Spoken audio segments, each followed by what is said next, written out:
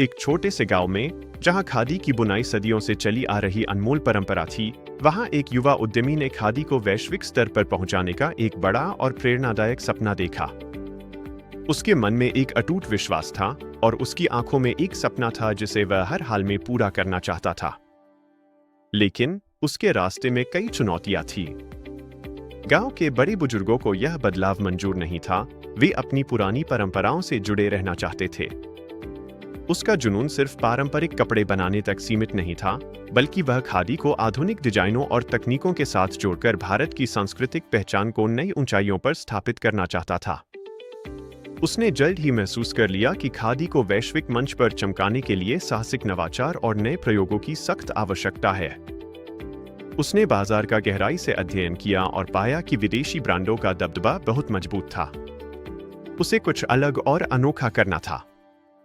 इसी दृढ़ संकल्प के साथ उसने अपने साधारण घर के एक कोने में एक छोटा लेकिन समर्पित अनुसंधान और विकास विभाग स्थापित किया, जहां नए विचार जन्म लेने लगे।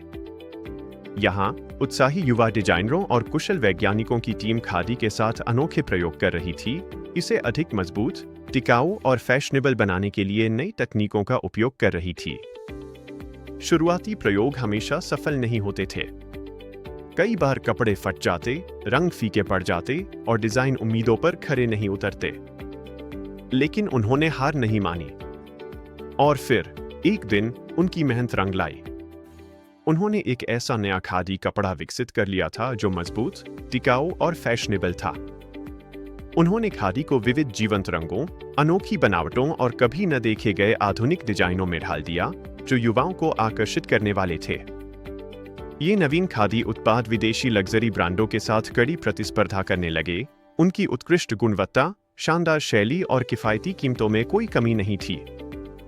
अब उनके उत्पाद विदेशी लग्जरी ब्रांडों को सीधी टक्कर दे रहे थे। वही गुणवत्ता, वही स्टाइल, लेकिन कीमत बहुत कम। जल्द ही देश के सबसे बड़े सितारों ने भी इस नए खादी को अपना लिया, जिससे यह युवाओं के बीच एक नया फैशन ट्रेंड बन गया। यह केवल एक व्यापारिक सफलता नहीं थी, बल्कि भारत को वस्त्र आयात पर अपनी निर्भरता कम करने और आत्मनिर्भर बनने की दिशा में एक महत्वपूर्ण कदम था। उसी छोटे से गांव की साधारण कार्यशाला से शुरू हुआ उसका व्यवसाय तेजी से विस्तार करने लगा। नए अवसर पैदा होते गए। वह खुद नए कारीगरों को प्रशिक्षित करता, अपना ज्ञान और जुनून उनके साथ साझा करता।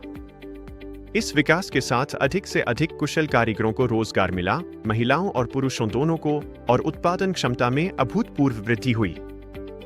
कंपनी की सफलता का लाभ पूरे समुदाय को मिल रहा था। कारीगरों के बच्चों के लिए नए स्कूल बनाए गए। गांव में अब पहले से कहीं ज्यादा खुशहाली थी। त्योहारों को अब और भी धूमधाम से मनाया जाता था। जल्द ही उसकी कंपनी ने आधुनिक कारखानों में भारी निवेश किया, जहां पारंपरिक भारतीय कौशल को सबसे नई मशीनरी और तकनीकों के साथ जोड़ा गया। अब खादी के ये शानदार उत्पाद देश के हर कोने तक पहुंच रहे थे और अंतर्राष्ट्रीय बाजारों में भी मजबूती से अपनी पहचान बना रहे थे। ग्राहक, चाहे युवा हो या बुजुर्ग, इन नए, स्टाइलिश, आरामदायक और पर्यावरण अनुकूल खादी के कपड़ों को बेहद पसंद करने लगे।